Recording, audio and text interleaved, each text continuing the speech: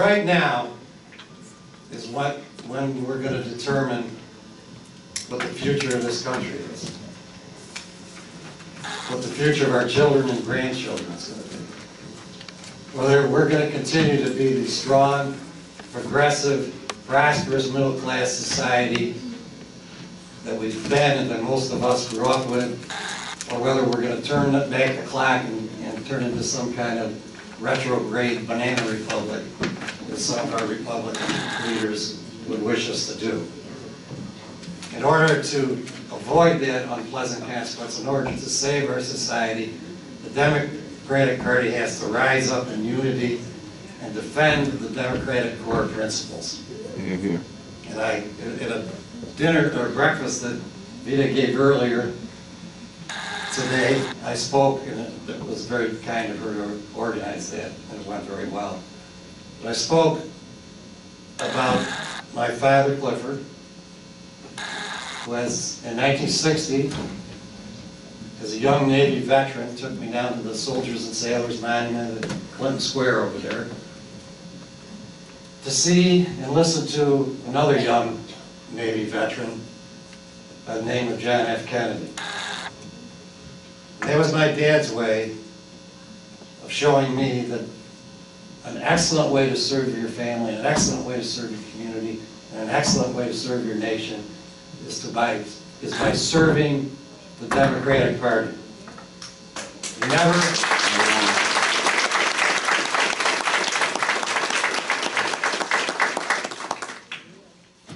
He never mentioned the Republican Party without a curse word attached to it. We have children here, so I'll spare you that. But today our party faces as great a challenge and as compelling a call to duty as we have ever faced in the past. If we are divided, we cannot win. If we are united, we cannot lose. Our opponents are using this bad economic conditions, which their foolish policies created, as an excuse to undo workers' rights, women's rights, voting rights, retirement, educational, and health care benefits, and to void and block infrastructure spending, and all of these things are the very foundation of a prosperous middle class.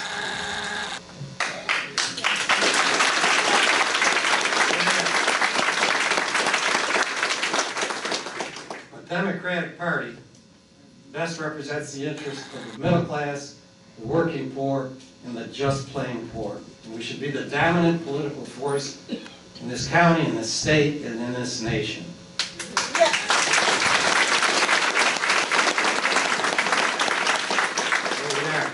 We aren't not yet. We should be able to turn back the Republican attacks on programs that benefit the middle class and working people, but we're not able to do that, not yet. And I think part of the problem is sometimes as Democrats, we forget where we came from. And what back-breaking work and courage it took, especially from the organized industrial workers, to build a powerful middle-class society.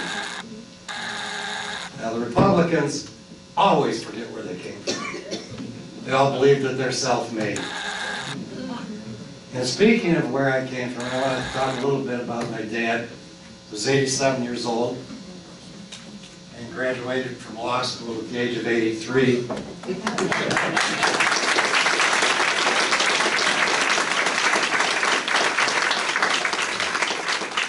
We're thinking of sending him to law school. He was a veteran of World War II.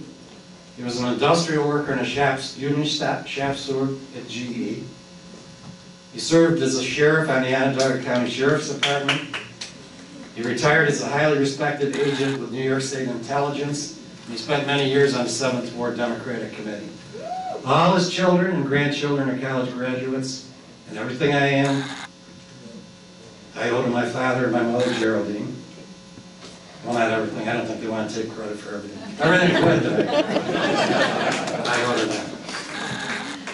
But my father's first years were spent in the most desperate poverty, the hunger type of poverty. He was essentially an orphan when he was 4 years old. He was raised in foster homes and orphanages until he joined the Navy. His extended family were Irish Catholic workers, and that wasn't necessarily a benefit to you in that time and place. His entire family was so devastated by the Depression that they did not even have the resources to take care of two small children, Clifford and his brother Jimmy. So looking at his life, for my Republican friends who aren't here, I guess my dad could claim to be self-made if anybody could be. Right on.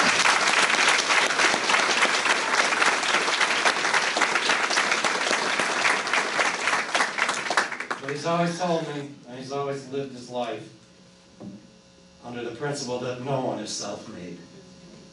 He was fed, clothed, sheltered, and educated by the New Deal-inspired government and by his ancestral church. The GI Bill allowed him to educate himself far beyond the reach of his ancestors. He and my mother, Geraldine, had union wages and benefits to assist them in buying a home and raising up our family. Had Social Security benefits, Union One pensions, and medical insurance that allowed them to live dignity in retirement.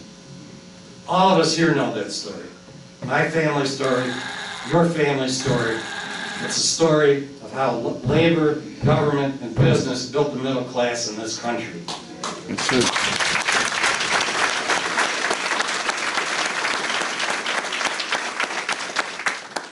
But what if the so-called conservative Republicans, the Tea Party of their day, had prevailed in those perilous years?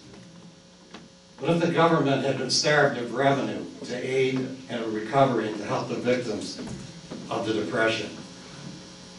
What would become of that 4-year-old boy and millions like him if the basics had been denied them in the name of austerity, in the name of political dogma, and in the name of social bigotry?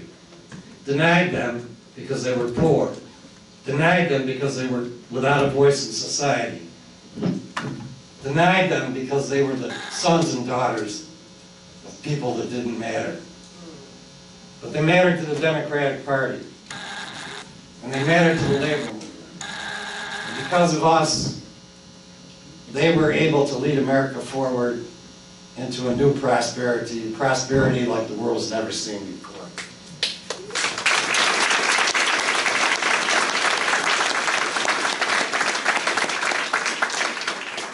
The so-called conservative ideology had prevailed at that time. No unions, no Social Security, no medical insurance, no higher education, no infrastructure, no middle class. I'm going on about this because this has all come around again. We've got to fight the same old fight again. It's time for us to quit fooling ourselves about what the Republican Party has in mind for us. They're going to defund the government.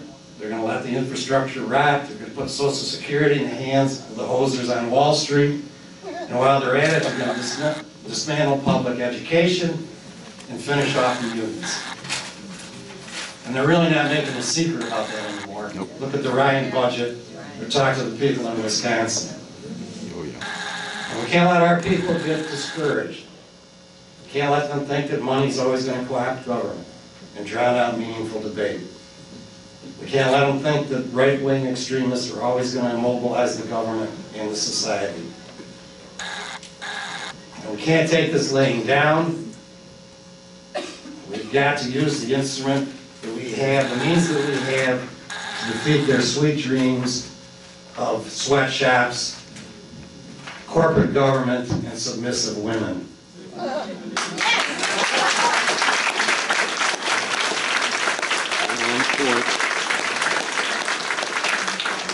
And we've got the great Democratic Party in their way, the party of prosperity and justice. And right here in Onondaga, we've got, is the mayor here? Yes. The mayor? Okay. Right here we got Stephanie Miner. Our dynamic, young, and not very submissive mayor. We got Pat Hogan. We've got the Democratic County Council in the city of Syracuse, Ada Maroon, Ellen Hudson. We got Sam Roberts. We We got Bill Magarelli, we got Dave Valesky, Chris Ryan, Mark Stanzik, Dustin Zarni. We've got my dear friend Susan McSweeney, Diane Dwyer, Vita DeMarchi, Wendy Colucci, Brian Murphy, Joan Kessel, none of them very submissive. We got Dave Kirby, we got Jan Papanis, we got Ed Sesniak, and all the men and women who served this party with such energy, with such devotion, and with such distinction. Our administration will include all elements of the party. And we're going to hear everyone's view, and everyone's going to be included in the decision-making process. If we come together and unite around the core principles of our party, if we strengthen and broaden our alliance with organized labor, if we reach out to minority communities and young voters, if we properly fund ourselves and properly energize volunteers, then we cannot fail. We intend to include all the elements in our committee, and we intend to visit each town and ward committee for input and to offer assistance. And I think Vita and Dana Jackson have already set up a fine website, which I hope you'll all visit and send money to us.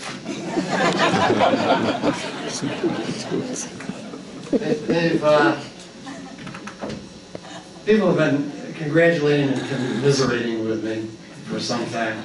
And, the implication was that I'm taking on a thorny crown. I'm not comparing myself to Jesus. But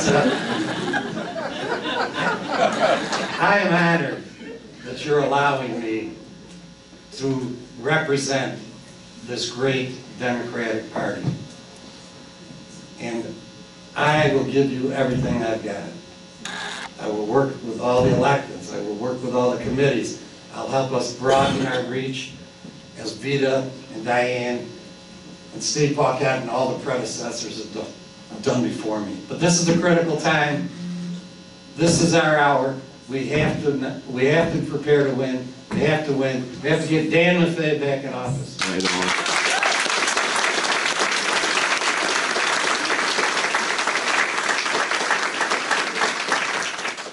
And we have to get Al Sturpey back in office.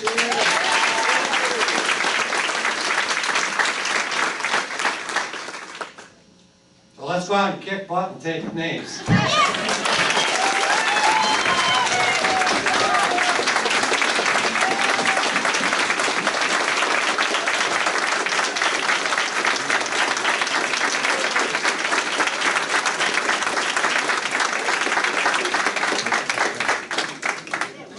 I was going to adjourn, but it looks